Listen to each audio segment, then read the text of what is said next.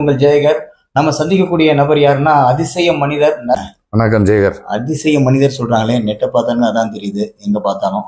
நீ முருகப்பெருமாள்னு டைப் பண்ணல என் வீடியோ பெருமானே வந்து ஏற்கனவே அப்படிதான் நம்ம சில வீடியோ எல்லாம் எடுத்தோம். ஆனா இப்ப அதிசய மனிதர் பார்க்கும்போதே நிறைய உங்க வீடியோ தான் வருது. அதிசய மனிதன் முன்னாடி ஒரு படம் கூட வந்தது, நல்லா ஓடிச்சு. அதுக்கப்புறம் உங்க வீடியோ தான் ஓடுது. அதிசய மனிதன் ஜோதிடம் தானே சொல்றேன். ஆமா, இப்போ வந்து நிறைய பேர் வந்து இப்போ ஜோதிடம் வந்து நீங்க அலற விடும் ஜோதிடங்கிற மாதிரி ஜோதிடர்கள் அலற வைக்கும் அதிசய மனிதர் அப்படின்னு இப்போ நிறைய பேரை வந்து பயப்பட வைக்கிறீங்க. அந்த துறையில இருக்கிறவங்களும் சரி, மற்றவங்களும் சரி. இப்போ நான் ஒண்ணு கேட்கிறேன், ஜோதிடரை பார்க்க நிறைய மக்கள் வந்து படை திரடுறாங்க, போய் பாக்குறாங்க, தன்னுடைய கஷ்டத்தை வந்து தீர்மானம் பாக்குறாங்க. ஆனா நிறைய பேர் வந்து தீர்க்க முடியல. அது எப்படி பாக்குறீங்க? பிரச்சனை அப்படியே இருக்கு, அப்படியே தான் இருக்கு. அதுக்கப்புறம் என்ன பண்றாங்க, அங்க போயிட்டு மறுபடியும் இன்னொரு ஜோதிடரை பாக்குறாங்க, அப்புறம் இன்னொரு ஜோதிடர், அப்புறம் ஒரு டிவியை பாக்குறாங்க, யூடியூப்பை பாக்குறாங்க. அந்த ஜோதிடரை பார்த்த பிறகு அவங்கள்ட்ட போய் வந்து பணத்தையும் விரயம் பண்றாங்க, பரிகாரமும் போயிட்டே இருக்கு. பிரச்சனைகள் பரிகாரம் அது இதுன்னு பரிகாரம் போயிட்டு இருக்கு. ஸோ இதை பத்தி எப்படி பாக்குறீங்க? முதல்ல ஜோதிடம் அப்படிங்கிறது உருவாக்குனது நாம கிடையாது. நம்ம படிப்பறிவே இல்லாதவர்கள் உருவாக்கியதுதான் ஜோதிடம். இப்போ ஒரு மொழின்னு எடுத்துக்கிட்டேன், இந்த தமிழ் மொழியை உருவாக்குனது யாருன்னு தெரியாது. இப்போ மரம் செடி கொடினா இது எல்லாத்துக்கும் பேர் வச்சது யாருன்னே நமக்கே தெரியாது. இனி எந்த மொழி எடுத்தாலும் அந்த மொழி அறிவு இருக்கும்போது கல்லாதவர்கள் தான் இருந்திருப்பாங்க. இப்போ நம்ம முன்னோர்கள் வந்து அந்த காலத்துல சூரியனை பார்த்த உடனே மணி இத்தனை, 6 மணி, 7 மணி, 8 மணி, 9 மணி, 10 மணி, இரவு முடிகிற வரைக்கும் இல்லை, இரவு வந்தாலும் எத்தனை மணின்னு சொல்லுவாங்க. ஏன்னா அவங்க இயற்கையை கலந்தவர்கள். நீ இன்னைக்கு கடிகாரத்தை பார்க்காம, இன்னைக்கு நிறைய பேருக்கு கடிகாரமே இல்லை அப்படின்னா யாருக்குமே டைம் தெரியாது. அண்ட் ஏன்னா இயற்கை இன்னைக்கு இருக்கிறவங்க வந்து இயற்கை அறிவே கிடையாது, எல்லாருமே செயற்கை தான். ஆமா, இப்போ அறிவியல் அப்படிங்கிறது வளர்ச்சி தான், ஆனா அறிவையே பயன்படுத்தாத வளர்ச்சி. இப்போ ஒரு பொருளை பயன்படுத்தவே இல்லைன்னா அது வீழ்ச்சி தான். அப்ப நம்மளுடைய இயற்கைங்கிற அறிவை பயன்படுத்தி நம்மளை படைச்சதே இயற்கை தான். அதாவது நவ கிரகங்கள், பஞ்சபூதங்கள், இவை அனைத்தும் பூமியில சரியான நிலைப்பாடுல இருக்கிறதுனாலதான் ஓரறிவு ஜீவராசிலேருந்து 6 அறிவு ஜீவராசியான நாம் இன்னைக்கு கரெக்டா முழுமை பெற்று இருக்கோம். இந்த 6 அறிவுக்கு மேல எந்த ஜீவராசியும் கிடையாது இல்லையா? இதுக்கு மேலன்னா வேற வேற்று கிரகங்கள்ல வேணா வேற்று கிரகவாசியம், இந்த கிரகத்துல நான் சொல்றேன் இதுக்கு மேல இறைவனை தான் நம்ம சொல்லுவோம். எந்தெந்த கதிர்வீச்சு விழுகுதோ அந்தந்த இடத்துல இறைவனை நம்ம கும்பிடுறதுக்கு பெரிய பெரிய மன்னர்கள் கட்டினது தான். இன்னைக்கு கட்டின கோயிலெல்லாம் செங்கல் சிமெண்ட் தான் இடிஞ்சிரும். அன்னைக்கு கட்டின கோவிலும் சரி, அன்னைக்கு உருவாக்கின ஜோதிடமும் சரி, சித்தர்களால் உருவாக்கிய பல காவியங்களும் சரி, இதிகாசங்களும் சரி, அத்தனை ஓலைச்சுவடிகளும் சரி, பாரம்பரிய நம்மளுடைய பொக்கிஷம் அப்படின்னு தான் சொல்லுவாங்க. அப்போ அவர்கள் வகுத்த எந்த ஒரு விஷயமும் தப்பா இருக்கிறதுக்கு வாய்ப்பு இல்லை. அப்போ நாம தப்பா அதை கணக்கு பண்றோம், தப்பா அதை ப்ரிடிக்ட் பண்ணி மக்களுக்கு கொடுக்குறோம். ஏதோ ஒரு பக்கத்துல ஒரு சின்ன ஓட்டம் இருக்கு, அதான் நமக்கு பிரச்சனை. அப்போ இதை சரியா கணிச்சிருந்தா வாழ்க்கையில வரக்கூடிய பிரச்சனைக்கு தீர்வு இருக்குமானா நிச்சயம் தீர்வு இருக்கும். அப்போ ஜோதிடத்தை உருவாக்குனது நம்ம முன்னோர்கள் அப்படின்னா ஜோதிடம் ஏன் உருவாச்சு அப்படிங்கிறது தெரியணும். ஓகேவா? இப்போ ஜோதிடத்துல மொத்தத்துல 12 கட்டம் இருக்கும். மேஷம், ரிஷபம், மிதுனம், கடகம், சிம்மம், கன்னி, துலாம், விருச்சிகம், தனுசு, மகரம், கும்பம், மீனம். 12 வீடு இருக்கும். எத்தனை லட்சம் குழந்தை பிறந்தாலும் சரி, ஆண் குழந்தையோ பெண் குழந்தையோ, எத்தனை லட்சம் குழந்தை பிறந்தாலும் 12 லக்னம், 12 ராசி, 27 நட்சத்திரம் தான்.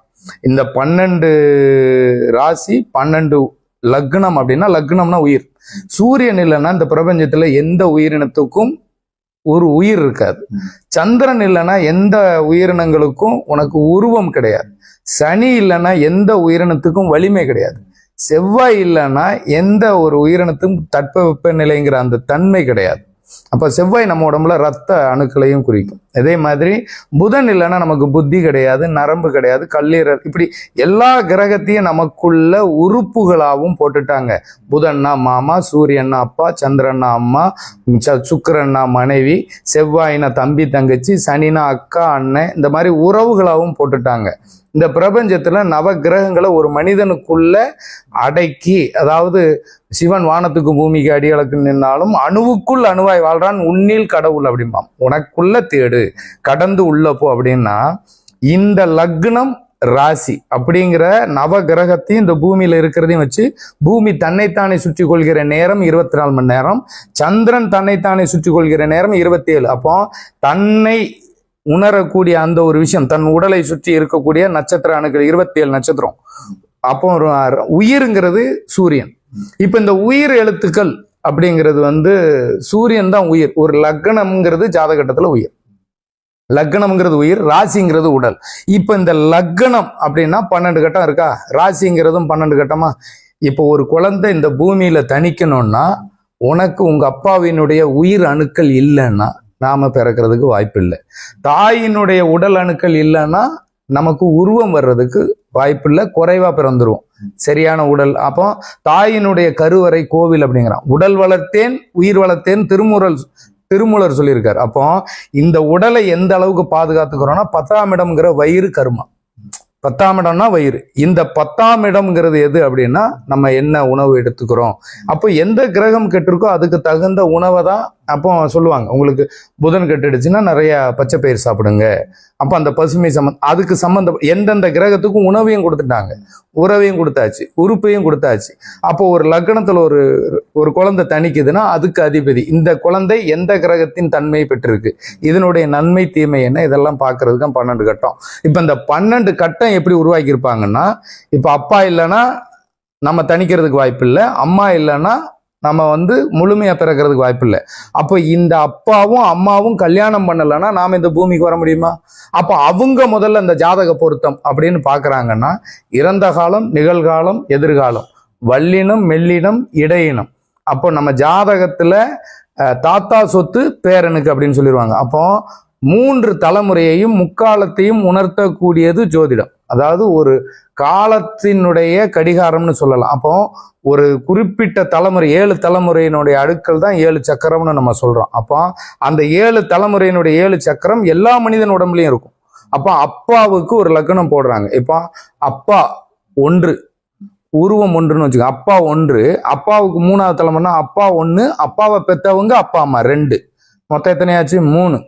அப்போ 3ஆவது தலைமுறை, இது முதல் தலைமுறை அப்பா, அப்பாவுடைய அப்பா அம்மா 2ஆவது தலைமுறை, 3ஆவது தலைமுறைங்கிறது அப்பாவுடைய அப்பாவை பெற்றவங்க 2 பேரு, அப்பாவுடைய அம்மாவை பெற்றவங்க 2 பேர். அப்போ அப்பாவுடைய அப்பாவை பெற்றது 2, அப்பாவுடைய அம்மாவை பெற்றது 2ன்னா மொத்தம் 4 ஆச்சா. அவங்க அப்பாவுடைய அப்பா அம்மா 2 6 ஆச்சா. அப்பா 1 7. அப்போ அப்பா 1 7. இதே மாதிரி அம்மாவுக்கு அம்மாவுடைய அப்பா அம்மா, அம்மாவுடைய அப்பாவை பெற்றவங்க 2 பேர், அம்மாவுடைய அம்மாவை பெற்றவங்க 2 பேர் 7. இப்போ இந்த 7 7 கூட்டுனா எத்தனை வரும்? 14. உயிரும் உடலும்னு நான் சொல்லிட்டேன், லக்னமும் ராசியும். இப்போ எங்க அப்பா மேஷ லக்னம். எங்க அப்பா ஒரு குழந்தைக்கு ஒரு கட்டம் தான் லக்னமும் ராசியும். ஆனா அது ராசி எங்கெங்க சந்திரன் இருக்குதோ அதுக்கு தகுந்த மாதிரி நட்சத்திரம் மாறுது. ஓகேவா? அப்போ அப்பா அம்மா அப்படிங்கிறது இப்ப அப்பா லக்னம். அப்பா வந்து மேஷ லக்னம். மேஷத்துக்கு 7ஆம் வீடு துலா, துலாத்துக்கு 7ஆம் வீடு மேஷம். இப்போ இந்த 14 உறவுகளின் 12 கட்டம் ஜாதகம். அப்பாவுடைய 3 தலைமுறை அப்படின்னா 14 அப்படின்னா 12 கட்டம் வரும். இப்போ மேஷத்துல இருந்து 7ஆம் வீடு துலாம் வீடு, துலாத்துல இருந்து 7ஆம் வீடு மேஷம். அப்போ உனக்கு இந்த 14 உறவுகளின் 12 கட்டம் தான் ஜோதிடம்.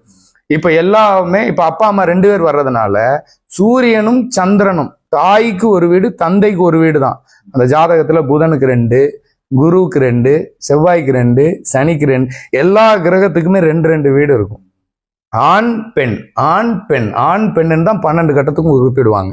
இப்போ இது எல்லாமே தாய்வழி. இப்போ எங்க அப்பா அப்பாவுடைய அப்பா அம்மா, இப்போ எங்க அப்பாவுடைய அப்பா அம்மா 2, எங்க அப்பாவுடைய அப்பாவுக்கு, அப்போ எங்க அப்பாவுடைய அப்பா அப்படிங்கிறது வந்து அவருடைய தாத்தா பாட்டி. இப்போ அதுக்கப்புறம் தான் நாம பிறக்கிறோம். இந்த இதுல வந்து ஜென்ம லக்கினம் சொல்றாங்க. ஜென்மங்கிறது 7 தலைமுறையினுடைய அந்த ஜென்மம் தொடருது இல்லையா. ஜென்ம லக்னம் அப்படின்னா 7 தலைமுறை அந்த ஜென்மம் தொடருது. இப்போ ஒரு புலி 10 குட்டி போடுது, இந்த புலிக்கு சத்து போயிடும், அந்த குட்டிக்கு அந்த அணுக்களை கடத்திடும். இப்போ நீ இப்போ ஆமா இப்போ ஒரு புலி இருக்கு, உதாரணம் சொல்றேன் உனக்கு. ஒரு புலி இருக்கு, ஒரு 10 குட்டி போடுதுன்னா இந்த 10 குட்டியும் நீ வீட்டுல கொண்டு வந்து வளர்த்தாலும் அதனுடைய அணுக்கள் மாறாது, அதனுடைய குணங்கள் மாறாது. அதே மாதிரி நம் முன்னோர்களின் உடல் சத்து போயிடும், செத்து போகாது, நமக்குள்ள கடந்துரும். இப்போ தாய் வழியில ஒரு நோய் இருந்தா நமக்கு வரும், தந்தை வழி அணுக்கள்ல ஒரு நோய் இருந்தா நமக்கு வரும். இப்போ எங்க அப்பா சொட்டை தாத்தா சொட்டைன்னா அம்மா வழியில தாத்தா பாட்டிக்கு சொட்டை, அந்த ஜீன் சொல்லுவான், அப்பா மாதிரியே இருக்காரு, அம்மா மாதிரியே இருக்காங்க, எங்க மாமனார் மாதிரி. இப்படி உறவுகளை கணித்து தான் ஒரு குழந்தை சொல்லுவாங்க அவங்க மாதிரி. ஏன்னா அந்த ஜீன், அப்போ நமக்குள்ள அந்த ஜீன் இருக்கு. இப்போ இந்த ஜீன் செத்து போச்சுன்னா நான் செத்து போயிட்டேன், இந்த ஜீனுக்கு ஒரு நோய் வந்துச்சுன்னா நான் நோயாளி. இந்த ஜீன்ல எது இயங்கலையோ அந்த கிரகம் எனக்கு ஜாதகத்துல இப்ப என் ஜாதகத்துல எந்த கிரகம் இயங்கலையோ அந்த பிரச்சனை அந்த தசை நடக்கும் போது அந்த கிரகத்தின் கதிர்வீச்சு என் உடல் ஈர்க்கும் போது எனக்கு பிரச்சனை வரும், உனக்கு வராது. என் கூட பிறந்த குழந்தைங்க என் கூட பிறந்த அண்ணன் தம்பிங்க 4 பேரா இருந்தாலும் அவங்க ஜாதகத்துல எந்த கிரகத்தின் ஆதிபத்தியம் இல்லையோ அந்த பிரச்சனை தான் அவனுக்கு இருக்குமே தவிர எனக்கு இப்ப இதுல எந்த கிரகம் கெட்டிருக்கோ அதுக்கு தகுந்த உணவை மட்டும் சாப்பிடணும்னு கிடையாது. அப்போ உணவே மருந்து, உறவே கடவுள். எப்படி? உறவே கடவுள். நமக்குள்ள கடந்து உள்ள போய் அந்த அணுக்களா இருக்காங்க. அந்த அணுக்கள்னா உடல் என்பது ஆலயம், அதில் உள்ளே குடியிருக்கும் என்பது அணுக்கள் இறைவன். அவன் இன்றி ஓர் அணுவும் அசையாது. இந்த உலகத்தையே பிரபஞ்சத்தையே படைச்சு முடிச்சு மனுஷனுக்குள்ள அடக்கியாச்சு. கல்லடிப்பட்டாலும் கண்ணடிப்படக்கூடாது. நான் இளமையில் கல், அதாவது இயற்கை என்னும் அறிவியை கற்று கல்விங்கிறது தடைப்பட்டாலும் அறிவுங்கிற கண்ணு கட்டுறக்கூடாது. அறிவுங்கிறது அறிவு கண். இப்போ ஒரு புத்தி சுவாதீனம் இல்லாத குழந்தைக்கு அம்மா அப்பா அண்ணன் தம்பினா தெரியாது. அப்போ அந்த நம்ம அறிவை பயன்படுத்தி இதனுடைய தெளிவை தெரிஞ்சுக்கணும். இயற்கை இன்னைக்கு லைட்டு வெளிச்சம் இருக்குமா உன்னுடைய நாகரிகங்கிற பேர்ல அறிவியல்ங்கிற கண்டுபிடிப்புல நீ பக்கத்து நாடு எந்த நாடுக்குனாலும் நீ போற. அதே அறிவியலை ஆன்மீக அறிவியல், அதாவது அறிவியல் ஆன்மீகத்துக்கு எப்படி கண்டுபிடிச்சாங்கன்னா இது பரிணாம வளர்ச்சி, இது இயற்கையுடைய பரிணாம வளர்ச்சி. அப்போ நம் முன்னோர்கள் கண்டுபிடித்தது மனிதன் அழிஞ்சிடக்கூடாதுங்கிறதுக்காக அந்த அணுக்களை கண்டுபிடிச்சது. ஜோதிடம்ங்கிறது நம் மனித இனம் அழியக்கூடாதுங்கிறதுக்காக கண்டுபிடிச்சது. அப்போ இதுல எந்த கிரகம், இப்போ உனக்கு சுக்கிரன் கெட்டு போச்சுன்னா சொல்லுவான் உனக்கு மனைவி நிக்காது. உனக்கு 8ஆம் இடத்துல ஒரு கிரகம் கெட்டு இப்போ மனைவினா சுக்கிரன்னு சொல்லுவாங்க. இப்போ 7ஆம் இடத்துல உனக்கு சுக்கிரன் கெட்டு போனாலோ இல்ல கெட்ட கிரகத்தின் பார்வை இருந்தாலோ 2க்கு 7க்கும் கனெக்ஷன் இருந்தாலோ இதெல்லாம் கெட்டு போயிடும். அப்படி அப்போ 2ஆம் இடம்ங்கிறது தனம் குடும்பம். ஒரு குழந்தை பிறக்கக்கூடியது. சந்திரன் உச்சம். அப்போ சுக்கிரன் வீட்டுல ஒரு குழந்தை தணிக்கும் போது தாயாய் உச்சமடைகிறாள். ஏன்னா ஒரு கன்னிப்பெண் சந்திரனா மாறும், சந்திரன் சுக்கிரன் கிடையாது. இந்த மாதிரி ஒவ்வொரு கனெக்ஷனையும் உறவுகளா போட்டிருப்பாங்க. ஜாதகத்திலேயே 5ஆம் இடம்ங்கிறது பூர்வ புண்ணியம். இப்போ எங்க அப்பா முதல் தலைமுறை, இப்ப நான் ஒரு குழந்தைன்னா எங்க அப்பா அம்மா 2வது, 3வது தலைமுறை எங்க அப்பாவுடைய அப்பா அம்மா, எங்க அம்மாவுடைய அப்பா அம்மா 4 ஆயிடுச்சு. ஆனா நீங்க இப்ப நான் ஒரு குழந்தை, ஒரே ஒரு விஷயம், நீங்க 7 தலைமுறைன்னு சொல்றீங்க. 7க்கு முன்னாடி ஏன் இருக்க மாட்டாங்க? அதுக்கு முன்னாடி ஏன் இருக்க மாட்டாங்க? 7 பிளானட் தான். அதைத்தான் 7 சக்கரம் 7 தலைமுறைன்னா அது இன்னொரு டாபிக்கை பேசிடுவோம். இதை இடையில பேசினீன்னு இந்த கண்டென்ட் விட்டுடும். புரியுதா? இப்போ நான் ஒரு குழந்தை அப்படின்னா எங்க அப்பா அம்மா 2, நான் உருவம் 1 துருவம் 2 எங்க அப்பா அம்மா, திசை 4, எங்க அப்பாவை பெற்றவங்க 2, எங்க அம்மாவை பெற்றவங்க 2, திக்கு 8, எங்க அப்பாவுடைய அப்பாவை பெற்றது 2, எங்க அப்பாவுடைய அம்மாவை பெற்றது 2, எங்க அம்மாவுடைய அப்பாவை பெற்றது 2, எங்க அம்மாவுடைய அம்மாவை பெற்றது 2. திக்கற்றவனுக்கு தெய்வமே துணை. 8 திக்கை கற்றவனுக்கு தெய்வம் துணை. திக்கற்றவனை பிரிச்சு எழுதுனா திக்கு பிளஸ் கற்றவன். தமிழ் மொழியில தான் பிரித்தெழுதுக சேர்த்தெழுதுக நிறைய விஷயங்கள். தமிழ் மொழியினுடைய ஒரு சொல்லாடல் ஒன்றா இருக்கும், அர்த்தம் வேற ஒரு விஷயமா இருக்கும். அப்போ அதனுடைய புரிதல் தான் நம்ம என்ன சொல்லி கொடுக்குறோம், அப்போ எதை கத்துக்கிறோம், இதுதான் நம்ம தமிழ் மொழியில இருக்கும். சூட்சமங்கள் நிறைய மறைபொருள்ல இருக்கும். அப்போ அதனுடைய விளக்கம் தெரிஞ்சாலே நம்ம ஜாதகத்துல இருந்து நிறைய விஷயங்கள்ல தப்பிச்சிடலாம். வரக்கூடிய பிரச்சனைகள்ல இருந்து நம்மளை பாதுகாக்கிறதுக்கு உருவாக்கப்பட்ட ஒரு அங்கம் ஜோதிடம். ரொம்ப சுலபம். இது தெரிஞ்சதுன்னா நீ ஜோதிடமே பார்க்க வேண்டிய வேலையே இருக்காது. உன் லைஃப்ல எந்த பிரச்சனை வந்தாலுமே அதுக்கு முன்னாடியே நீ தீர்வு பார்த்துருப்ப, உன் பிரச்சனை உன்னை விட்டு போயிடும். இப்ப இந்த திக்கு அற்றவன் அப்படின்னா நம்ம உடம்புல இருக்கிற எல்லா நேரமும் உள்ளங்காலில் ஜாயிண்ட் ஆகும். பிறந்த இடத்துல நமக்கு பாசிட்டிவ் எனர்ஜி அதிகமா இருக்கும். இப்ப என் உடம்புக்குள்ள இருக்கிற அணுக்கள் யாருது? தாய் வழி தந்தை வழியினுடைய அணுக்கள். அப்போ அவங்க தாத்தா அந்த 8 பேர் இல்லைன்னா எங்க அப்பாவை பெற்ற 2, எங்க அம்மா பெற்ற 2, 4 பேர் இல்லை. அந்த 4 பேர் இல்லைன்னா எங்க அப்பா அம்மா இல்லை, எங்க அப்பா அம்மா இல்லைன்னா நான் இல்லை. அப்போ அந்த அணுக்களை எந்த அளவுக்கு கொடுத்துருக்குறாங்களோ அந்த அணுக்களுக்கு தகுந்த எண்ணம் இறைவன். அந்த அணுக்களுக்கு தகுந்த எண்ணம் தான் எனக்கு எண்ணம். அந்த எண்ணம் தான் என்னுடைய செயல். அந்த செயல் தான் நான் நல்ல வழியில போகுதா கெட்ட வழி. அப்போ எந்த கிரகம் கெட்டிருக்கோ அந்த நேரத்துல நீ திங்க் பண்றது, நீ சொல்றது, நீ செய்யறது, நீ பரிகாரம் போற இடம் எல்லாமே தவறாதான் இருக்கும். ஏன்னா உனக்கு அந்த அணுக்கள் இயக்கம் இல்லை. முதல்ல இந்த 8 பேர் பிறந்த ஊர் மண்ணை மிதிக்கும் போது பூமியில புவியீர்ப்பு விசை இருக்கும். அப்ப எர்த்து, இப்போ கரண்ட்னாலும் எர்த்து பூமியில இருந்து எடுக்கிறீங்க. அப்போ அந்த எர்த்தை நம்ம மிதிக்கும் போது நம்ம உடம்புல இப்போ ஒரு விதை விதைக்கிறோம், நெல்லும் இருக்கும் புல்லும் இருக்கும், அந்த களைகளை அகற்றுறதுக்கு தான் வேற வழி. இப்போ இந்த 8 ஊர் மண்ணை நம்ம மிதிக்கும் போதே நம்ம உடம்புல அந்த எல்லா அணுக்களும் ஆக்டிவேட் ஆகிடும். ஒரு செல்போன்ல சார்ஜ் ஏற்றின மாதிரி நீ எந்த ஆப் வேணாலும் யூஸ் பண்ணிக்கலாம். அதுக்கப்புறம் எது தேவையோ டவுன்லோட் பண்ணிக்கலாம். இந்த 8 பேர் பிறந்த ஊர் மண்ணுல இப்ப நீ ஒரு கம்யூனிட்டி, நான் ஒரு கம்யூனிட்டி. இப்ப நீயும் நாடார் நானும் நாடார்னு வச்சுக்குவோம். உங்க ஊர் கோவில்ல நான் வந்து உரிமை கொண்டாட முடியுமா? தனித்தனி. நீ நாடார் தான், நானும் நாடார். அப்போ உங்க ஊர் கோவில்ல வந்து இந்த கோவில் எனக்கு உரிமை இருக்குன்னு நான் சொல்றேன், விடுவீங்களா? விட மாட்டீங்க. ஏன்னா நீ என் இனம், என் முன்னோர்கள் வாழ்ந்த இடத்துல நட்டு வச்ச குலம், என் முன்னோர்கள் என் குலம், அவங்க வாழ்ந்த இடத்துல. மன்னர்கள் காலத்துல இடம் வாங்க முடியாது, இடம் வாங்குற உரிமை சட்டம் கிடையாது. ஏன்னா மன்னர் சொத்து எல்லாம் நாம வாழ அனுமதி உண்டு. அப்ப இலைத்தலைகளை மேல கூரையாகவும் ஓலைகளை கூலையாகவும் இப்படிதான் வச்சு வாழ்ந்தோம். அதுல பூச்சி போட்டு வரக்கூடாதுன்னு தான் காக்கைக்கு சோறு வச்சோம். அப்ப நம்ம முன்னோர்கள் நம்மளை பாதுகாத்த மாதிரி காக்கை கெட்ட இருந்து பாதுகாக்கும். அப்ப நம்ம முன்னோர்களுக்காக நிறைய விஷயங்கள் பாதுகாப்பு கருதி தான் இருக்கும். இந்த மாதிரி நம்ம ஜோதிடம்னா அந்த ஊர் மண்ணை மிதிக்கும் போது ஆக்டிவேட் ஆயிடும். அப்போ அந்த இடத்துல உடல் அழிஞ்சதுக்கு அப்புறம் இறைவனடி சேர்ந்தார், இறைவா உன் பாதம் சரணம், உன் திருவடியை சரணம், உன் பாதமே சொர்க்கம் அப்படின்னு சொல்லுவாங்க. அப்போ இந்த உலகத்துல இருக்கிற எல்லார் உடலும் அழியும், உயிர் அழியாது. அப்போ எண்ணம் இறைவன். கல்லை கண்டா நாயை காணும், நாயை கண்டா கல்லை காணும். அப்போ நீ அந்த கல்லை நாயகனா பார்த்தா நாயகனா தெரியும், நாயகியா பார்த்தா நாயகியா தெரியும். இந்த கோயில் கோபுர கலசத்திலேயே நவதானியம் தான் வச்சிருக்கோம். அப்போ உடல் அழிந்தவர்கள் இயற்கையில் கலக்குறாங்க. அந்த இயற்கையில் கலந்த பவரை ஒரு இடத்துல இது என் குலம்னு நம்புறாங்க.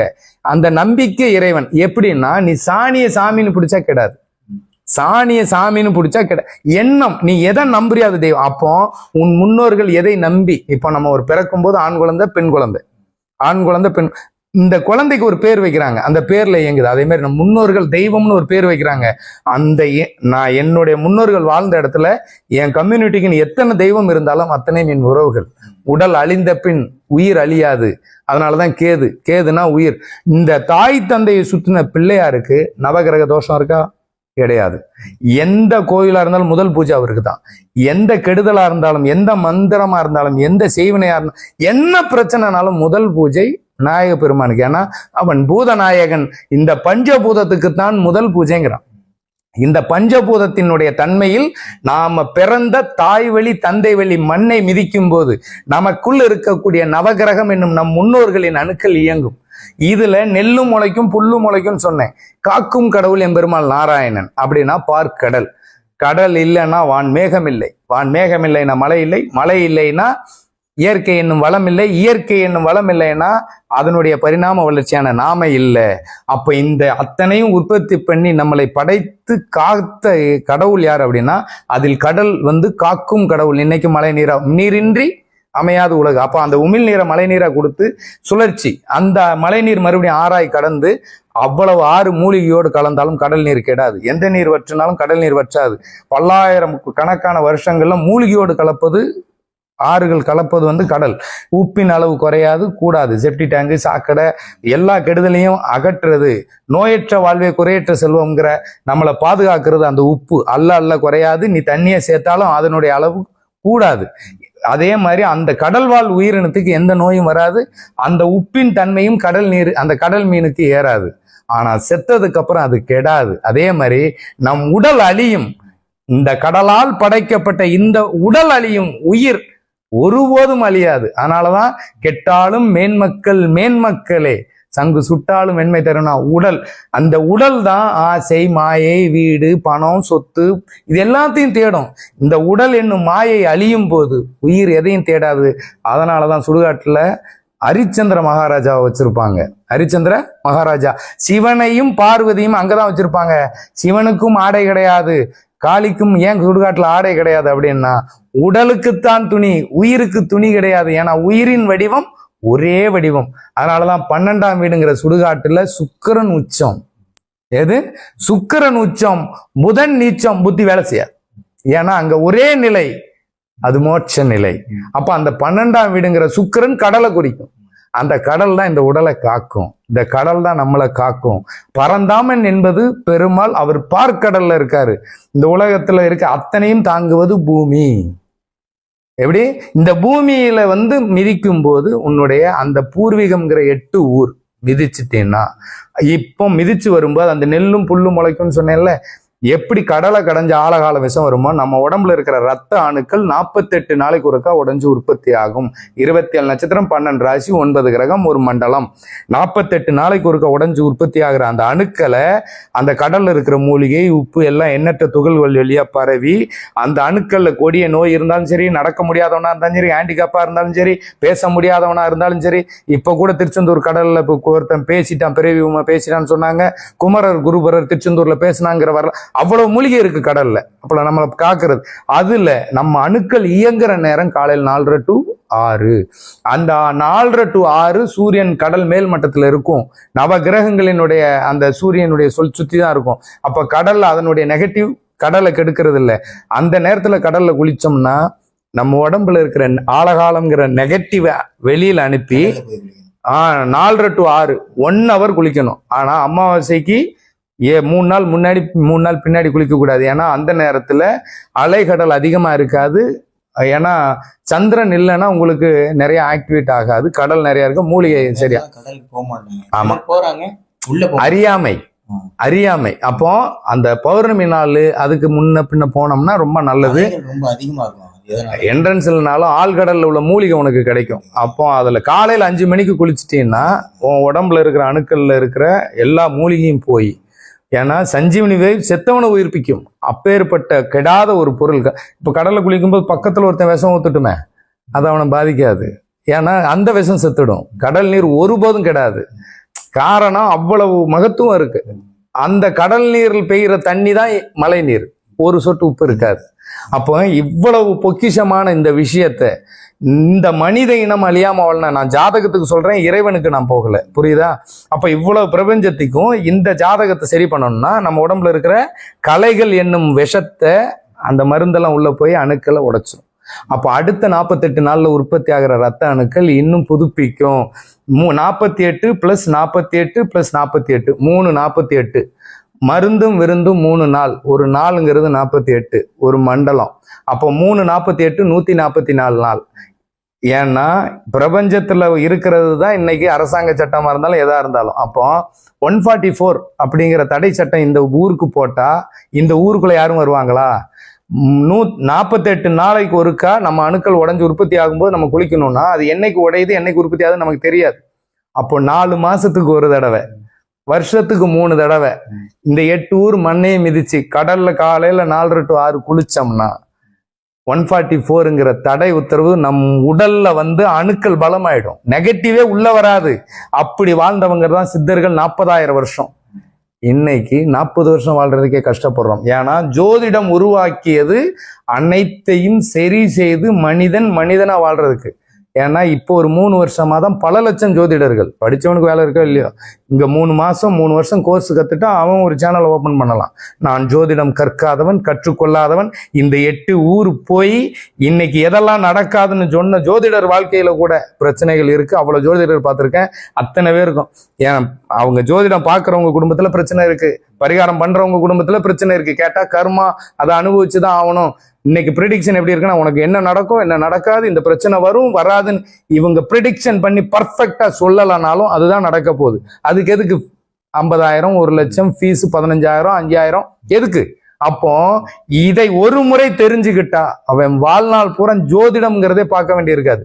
ஜோதி இடம், இந்த ஜோதி எங்க பிறந்த ஊரை சொல்லு. இந்த பில்டிங் ஸ்ட்ராங்கா இருக்குன்னா பேஸ்மெண்ட், ஒரு மரத்துல நோயினா மருந்து உரமும் வேருக்கு. இந்த உடல் என்னும் மரம் வாழணும்னா என் பூர்வீகம் என்னும் வேருக்கு நான் போனேன்னா இந்த பூ காயாகும், காய் கனியாகும், இந்த கனி மீண்டும் விதையாகும். இல்லைன்னா இந்த விதை மக்கும், அடுத்த தலைமுறை சிவன் சொத்து குலநாசம்ங்கிற மாதிரி அடுத்த தலைமுறை இருக்காது. இன்னைக்கு எல்லாமே சென்னை வந்துட்டு சென்னை பூர்வீகம் நினைச்சுக்கிறாங்க, பழச மறந்துடுறாங்க. நிறைய பேருக்கு தாத்தா பாட்டி ஊர் தெரியலமா, தெரியல. அதாவது எதை தேடணுமோ அதை தேடணும். இங்க வேறற்ற மரம் இத்து போயிடும், உறவற்ற மரம் கலைந்து விடும், உறவுகளற்ற வாழ்க்கை தனிமரம் தோப்பாகாது, வாழ்க்கை செழிக்காகாது, தன் வாழ்க்கை வளம் பெறாது, வாழ்க்கையில எந்த ஒரு நன்மையும் உன்னை வந்து சேராது. ஜோதிடம் அன்னைக்கு உடல் நலனுக்காக பார்க்கப்பட்ட ஜோதிடம் இன்னைக்கு உனக்கு இப்படி இப்படி இப்படி, அதாவது இதை பண்ணா உனக்கு பணம் வரும், இதை பண்ணா பணம் வரும், இதை பண்ணா பணம் வரும் அப்படின்னு பணம் பணம் பணம்ங்கிறதே சொல்றாங்க. ஜோதிடத்தில் தனம் என்பது குடும்பம், செல்வத்தில் மிகப்பெரிய செல்வம் குழந்தை செல்வம். கருத்தடை மையம் இருந்த இடத்துல எல்லாம் கருத்தரிப்பு மையம் வந்தாச்சு. இன்னைக்கு எல்லாமே மாறிடுச்சுன்னா மாற்றம் ஒன்றே மாறாதது. தீதும் நன்றும் பிறர் தர வரா, நல்லதும் கெட்டதும் அடுத்தவர்களால் அடுத்த குடும்பத்தால் உனக்கு வராது. உன் எண்ண அலைகளை சீர்படுத்தணும்னா பூர்வீகங்கிற மண்ணை மிதி. ஜோதிடம் இல்லை, உன் லைஃபே சீராகும். நீ கேட்டது நினைச்சது நீ என்ன பண்ணணும் எல்லாமே உனக்கு கிடைக்கும். இன்னைக்கு பூர்வீகத்துல இருக்கிறவங்களுக்கே பாதிப்பு வருது. பூர்வீகத்துல இருக்கிறவங்களுக்கே பாதிப்பு வந்து அவங்க 8 ஊருக்கு போயிருக்க மாட்டாங்க. 12 வருஷம் ஒரு கோயிலுக்கு கும்பாபிஷேகம் பண்ணணுங்கிறேன். அப்பா வழி குலசாமியை கும்பிட்டாதான் உனக்கு அப்படிங்கிறாங்க. இப்ப நல்லா பாத்துக்க, பரிகாரங்கிற பேர்ல என்ன வாங்குறாங்க? அன்னைக்கு எங்க அப்பா கூட பிறந்தவங்க ஒரு 5 பேருன்னா எங்க தாத்தா கூட பிறந்தவங்க ஒரு 8 பேர். இந்த 8 பேர்த்து குழந்தைகளுமே 10, 12 இந்த மாதிரி இருந்துச்சு. ஏன்னா உணவுதான் பற்றாக்குறையா இருந்துச்சு. ஆனா எல்லாரும் ஆரோக்கியமா இருந்தாங்க. உணவு பற்றாக்குறை. 15 பேர் பசங்க இருந்தாங்க. ஆமா, ஒரு குடும்பத்துல பிறந்த 8 பிள்ளைகளுக்குமே தனித்தனியா 10, 12 வந்துரும். அதுதான் ஒரு ஊரு. 100 பேர். அதுதான் தன் குலம். இது தெரியல. தன் 3 தலைமுறையினுடைய வம்சம் தான் ஊருங்கிறதே நிறைய பேத்துக்கு தெரியல. தாத்தாலாம் என்ன சொல்லுவாங்க, மக்கள் தான் சொல்லுவாங்க, பசங்க சொல்ல மாட்டாங்க. நம்ம மக்கள் மக்கள் அவ்வளவு பேர். அதுதான் நம்ம குடும்பம், நம் குலம். 10 குடும்பம் சேர்ந்தது 7 தலைமுறையினுடைய வம்சம் தான் குலம். அதான் சொல்லுவான், அவன் பங்காளிடா, அவன் அந்த சொந்தம், கொஞ்சம் தூரத்து சொந்தம், இப்படி வந்துடும். உறவுகள் சட்டிக்குள்ளேயும் பெட்டிக்குள்ளேயும் இருக்கும் ஒரே ஊருக்குள்ள இருந்தா. காரணம் என்னன்னா, ஒரே மண்ணில் உதித்தவர்கள், ஒரே தாய் தந்தை வயிற்றில் வந்த தலைமுறை வித்துக்கள்னு அர்த்தம்.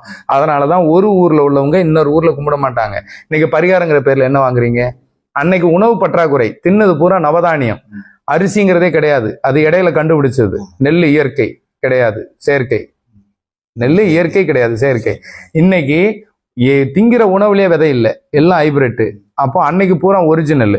அன்னைக்கு பற்றாக்குறை உணவு, இன்னைக்கு உணவு எல்லாத்துக்கும் இருக்கு, ஆனா எல்லாமே ஹைபிரிட்.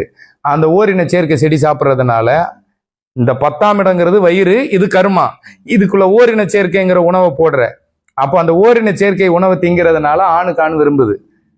ஹைபிரிட்டுங்கிற ஷார்ட் பீரியட்ல உணவை திங்கிற குழந்தைங்க சீக்கிரமே மரணிக்குது, சீக்கிரமே அதிகமா வளர்றது இல்லை.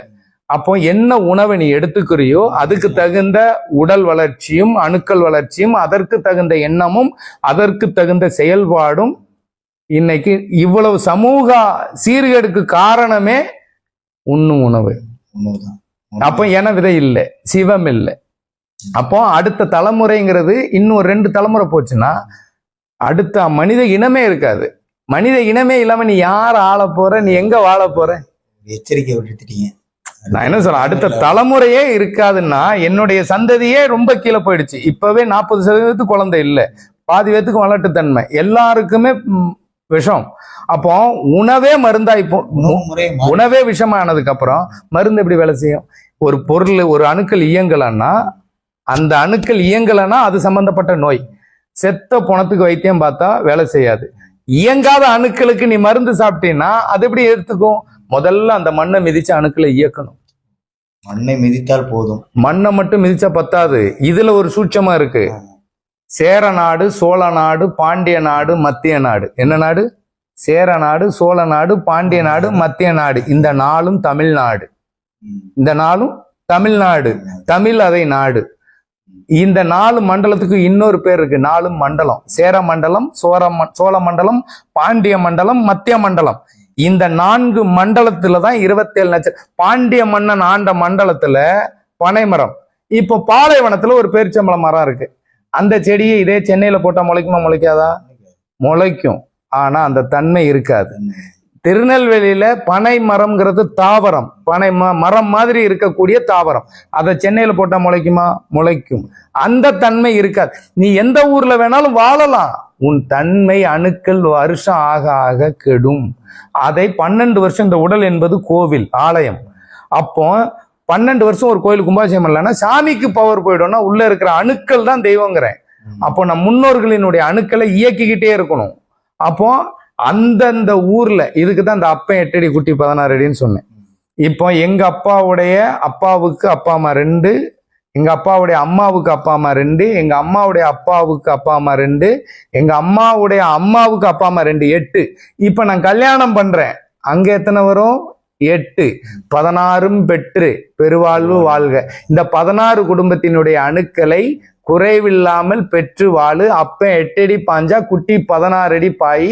உன் சொந்தத்துக்குள்ளேயும் உன் உறவுகளுக்குள்ளேயும் உன் இனம் சார்ந்த, அதாவது உன் குலம் உன் இனத்துலதான் பொண்ணு எடுக்கணுங்கிறாங்க. ஒரே குடும்பத்துல பொண்ணு எடுத்தா குழந்தை குறையா பிறக்கணும் பிரிச்சுட்டீங்க. 16 குழந்தைங்க நினைச்சிட்டாங்க. 16 குழந்தை 16 செல்வம்னு நினைச்சிட்டாங்க. நிறைய விஷயங்கள் மாறிடுச்சு. 16 வகை அணுக்கள் குறைவில்லாமல் இருந்தால் என்ன வேணும் உனக்கு? வாழ்க்கையில எந்த நோய் நொடியும் இல்லை, எந்த கவலையும் இல்லை, எந்த பிரச்சனையும் இல்லை. உனக்கு என்ன பிரச்சனை? எதுவுமே இல்லை, எல்லாமே ஆக்டிவேட்டட். தேவைகள் தீரும். இன்னைக்கு அழியிறது ஆசை. இப்ப இந்த 16 ஊர்ல இதெல்லாம் தேடிக்கிட்டு இருக்க முடியுமான்னு தான் எல்லாரும் பேசுவாங்களே தவிர யாரும் அதை செயல்படுத்த போறது கிடையாது. ஏன்னா செயல்படுத்தணும்னு நினைச்சவன் அடுத்த தலைமுறையும் நம்ம அப்பா அம்மா எப்படி நம்ம பிறந்ததுல இருந்து அவங்க வயிற்றுல தனிச்சதுல இருந்து நமக்காக நம்ம அப்பா அம்மா, அவர்களுக்கு முன்னாடி அவங்க அப்பா அம்மா, அவங்களுக்கு முன்னாடி அவங்க அப்பா அம்மா, இங்க எல்லாருமே தன் தலைமுறைக்காக தான் தன் காலத்தையும் நேரத்தையும் உழைப்பையும் அத்தனையும்.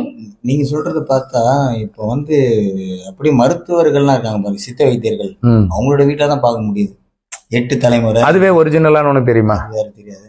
உனக்கு நான் என்ன சொல்றேன், ஊர்ல போகும்போது தலைமுறையோட இருந்தாங்கன்னா எனக்கு ஓகே. ஏன்னா இப்போ இந்த 8 ஊர் தெரியலனாலே நீ ஒரே கம்யூனிட்டியில பொண்ணு எடுக்கிற மாப்பிள்ளை எடுக்கிறன்னா உனக்கு இது அப்பா கூட பிறந்ததா அம்மா கூட பிறந்ததா, இது அண்ணன் முறை வருமா, பெரியப்பா வருமா, சித்தப்பா வருமா, மாமா முறையே தெரியாது. இங்கிலீஷ்ல போட்டுறாங்க சனிலா. நான் அப்படி இல்லம்மா, இந்த பூர்வீகம் தெரியலனாலே நடக்க மாட்டாதவன் சித்தப்பன் பெரியப்பன் வீட்டுல பொண்ணு எடுத்துருவான், உறவுகள் கெட்டுடும். அன்னைக்கு தாப்பன் வழியில் உள்ள தெய்வத்தை தான் வணங்கணும்னா உயிர் என்பது தந்தை வழியுது. உனக்கு உயிர் முக்கியமா உடல் முக்கியமா? உடலை பாதுகாத்தால் உயிர் தங்கும், உயிர் பற்றற்றது. உயிர் எல்லா உயிரினங்களுக்கும் பொது. இந்த மேனியை உனக்கு காட்டுவது உடல். அப்ப இந்த உடலை தான் பாதுகாக்கணும். அதனாலதான் சித்தத்தை பாதுகாத்தவன் சித்தன். உனக்கு இந்த உடலுக்கு அடுத்த பிறவி கிடையாது. உடல் முகங்கிறது ஒரு ஆதார் கார்டு. இந்த உயிருக்கு பிறவி அழியாது. அடுத்த நம்மளுடைய அணுக்கள் இருக்கிற வரைக்கும் மனித பிறவி, மானிடர் ஆன்மா மரணம் எய்தாது பிறவி எடுக்கும். மேனியை கொள்வாய். அப்போ இந்த உடலை அழியாம நமக்குள்ள உயிரோட இருக்கும்போது அவங்க செத்து போயிட்டாங்கன்னு திதி தர்ப்பணம் கொடுத்தா நான் செத்ததுக்கு சமம். இந்த அணுக்கள் சரியில்லை இயங்கலைன்னா நான் நோயாளின்னு சமம். அப்போ இந்த உலகத்துல மிகப்பெரிய பாவம்னா திதி தர்ப்பணம் கொடுக்கறது. கடவுள் உனக்குள்ள இருக்கிற அணுக்கள் என்னும் முன்னோர்களை இறைவனை வணங்கு. ஏன் இன்னைக்கு முன்னோர்களை வணங்குற தந்தை பெரியார் அப்படின்னா அவர் கொள்கையில ஏற்புடைய கட்சி இன்னைக்கும் நாட்டை ஆளுது. அதிமுகவை எடுத்துக்கிட்டீங்கன்னா அந்த கொள்கை அவங்க முன்னோர்கள் வழிபட்ட வழிபாடு. இப்படி எந்த தலைவர்கள் லைனை எடுத்தாலும் அவர்கள் கொள்கை தலைவர்களை வச்சு முன்னோர்களை வச்சுதான் இன்னைக்கு இந்த நாடே இயங்குது. தன் முன்னோர்கள் வழங்கின உன் வீடு இயங்காதான்? தாயிற் சிறந்த கோவிலும் இல்லை, தந்தை சொல்மிக்க மந்திரம் இல்லை. தாயின் கருவறையை விட சிறந்த கோவில் எதுவும் கிடையாது. தந்தைங்கிற வார்த்தைக்கு மிஞ்சின மந்திரம் உலகத்திலேயே கிடையாது. பெத்த மனம் பித்து, பிள்ளை மனம் கல்லு. நீ அந்த கல்லை நம்பாத, அது உள்ள பாரு, உன் முன்னோர்களா பாரு, எண்ணத்தில் பாரு. நீ ஒரு கோயில போய் வரம் வேண்ட, ஐயா எனக்கு இது நடக்கணும் அது நடக்கணும் எனக்கு எல்லாமே தீர்ந்துடணும். நீ அந்த வேண்டுறதே எங்க இருக்கும்னா இந்த எண்ணத்துலதான் வேண்டுவேன், இங்கதான் நினைப்பேன். அதுவே எனக்குள்ள இருக்கீங்க, நான் அந்த ஊருக்கு வரேன்னு சொல்லும் போது அந்த மண் ஒரு வைப்ரேஷன் பண்ணும். அதுதான் சாமி ஆடுறது. ஒரு கிளர்ச்சி வரும், கண்ணீர் வரும், கொட்டாவி வரும். அதாவது இப்போ நீ பிறந்த ஊர் மண்ணை, இப்போ உங்க ஊருக்குள்ள ஒரு 4 கம்யூனிட்டி இருக்கு. உங்க 4 கம்யூனிட்டிக்குள்ளயும் பிரிவினைகள் இருக்கும். அந்த ஊரை தப்பா பேசு, இந்த 4 பிரிவும் மறந்து ஊருன்னு ஒன்னாயிடும். ஏன்னா மண்ணுக்கு அவ்வளவு பவர் உண்டு. ஏன்னா ஜாதகத்தில் முதல் வீடே செவ்வாய் தான், பூமி. 8ஆம் வீடுங்கிற மரணமும் செவ்வாய் வீடு தான். பிறப்பும் இறப்பும் பூமியில், உடலுக்கு உயிருக்கல்ல. எத்தனை உடல்கள் இங்க இந்த உலகத்துல வந்தாலும் எல்லாருடைய உடல்களுடைய அந்த கை நாட்டுலாம் பாத்தீங்கன்னா இப்ப அந்தந்த மண்ணுக்கு தகுந்த மாதிரி தானே எல்லாரும். இப்ப சைனாவுல ஒரு மாதிரி மக்கள், வெளிநாட்டுல மாறுது, எல்லாமே மாறுது. ஆமா, உனக்கு அடுத்த இதே கிடையாதுங்கிறேன்ல. இதுல உனக்கு போன ஜென்மத்துல செஞ்ச பாவம் அப்படின்னா, கர்மா அப்படின்னா, போன ஜென்மங்கிறது தாத்தா. அவரு சரியா உணவு எடுத்துக்கலன்னா பேரனுக்கு தாத்தா சொத்து அப்பாவுக்கு மூலமா நமக்கு வரும். சாதாரண ஒரு விரல்ல வந்து இருக்கக்கூடிய ரேகை எத்தனையோ 700 கோடி 800 கோடி. இல்ல, நான் உனக்கு இதை சொல்லிடுறேன். எத்தனை விஷயங்கள் இருந்தாலும் அந்த அணுக்கள் மாறாது. எது வேணாலும் மாறும், அணுக்கள் மாறவே மாறாது. அதனாலதான் அவனின்றி ஒரு ரேகை அழிந்தால் அவ்வளவுதான். அடுத்த பேர் இப்ப சிவலிங்கங்கிறது ஆண் உறுப்பு வச்சிருக்கோம். ஆண் தன்மையே இல்லைன்னா அடுத்த தலைமுறை எங்க இருந்து வரும்? யாரு சாமியை கும்பிடாம இருக்காங்க? எல்லாத்தையும் மனுஷனுக்குள்ள இருக்கு. நீ உணரலங்கிற, இறைவனை உணரலாம். உன்னை, அதாவது தாய் தந்தைங்கிறத பிள்ளையார் சுத்தினாரு. உலகத்தையே சுத்தி வந்தாலும் முருகன் என் நாடு என் மக்கள் என்று தனித்து இருக்க போகிறேன்னாரு. உலகத்தையே சுத்தினாலும் ஒண்ணு கிடைக்காது அறிவு பூலமா, ஆனா பூர்வீகத்துக்கு வந்துரு. இன்னைக்கு முருகன் உலகம் பூரா சுத்தினாலும் அறுவடை வீடு தமிழ்நாட்டுலதான். அறுவடை வீடு தமிழ்நாட்டுலதான். புரியுதா? அப்போ முருகன் அப்படின்னாலே பூமி தான். சூரியன்ல இருந்து விழுந்த துண்டு பூமி. இந்த பூமி, அதில் எந்த மண்ணோ அதுதான் உன்முருகன். முருகன் அறிவுக்கு கடவுள். அறிவுபூர்வமா பாருங்கிற. முருகன் தமிழுக்கு கடவுள். தமிழனின் பிள்ளை இல்லையா? இப்ப நீ எந்த ஒரு இது இந்த தமிழ் 4 மண்டலத்தை தாண்டி இப்ப மன்னர், நான் உனக்கு அது சொல்லிடுறேன். அந்த 4 மண்டலம் பிரிச்சாங்க. சேர மண்டலம், சோழ மண்டலம், பாண்டிய மண்டலம், மத்திய.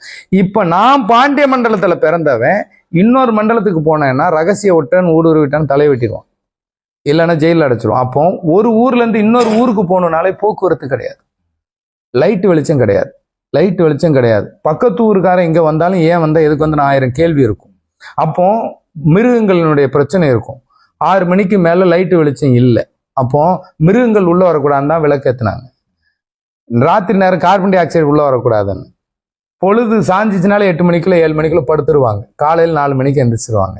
அப்போ தன்னுடைய அணுக்கள் இயங்குற நேரம் எழுந்து அவங்க உடல் உழைப்பை போட்டு தனக்கு தேவையான இயற்கையினுடைய பேரிடர்கள் பாதுகாக்கிறதுக்கு மழை காலம், வெயில் காலம், இந்த மாதிரி இதில் பேரிடர்களில் தங்குறதுக்கு கட்டிய கோவில்கள் தான் பெரிய பெரிய கோவில்கள் மன்னர்கள் கட்டியது. ஏன்னா மக்கள் வாழ்ந்தது காடுகளில், சரியான வசதி இருக்காது. அவர்கள் தங்கும் இடம்தான் கோவில். மக்களை பாதுகாக்கிற இடம் கோவில். மக்களை அழியாமல் பாதுகாத்த இடம் கோவில். அதனால அதுக்கு பேர் கோவில். மன்னர்கள் தன் இனத்தை அழியாமல் பாதுகாக்க கட்டிய இடம் கோவில். அது கல்லாலும் பயங்கர வலிமையாகவும் இன்னைக்கும் இருக்குதுன்னா, இந்த உடலை அழியாமல், தன் இனத்தை அழியாமல், தன் குலத்தை அழியாமல் பாதுகாத்த மன்னன் கடவுளுக்கு நிகர்.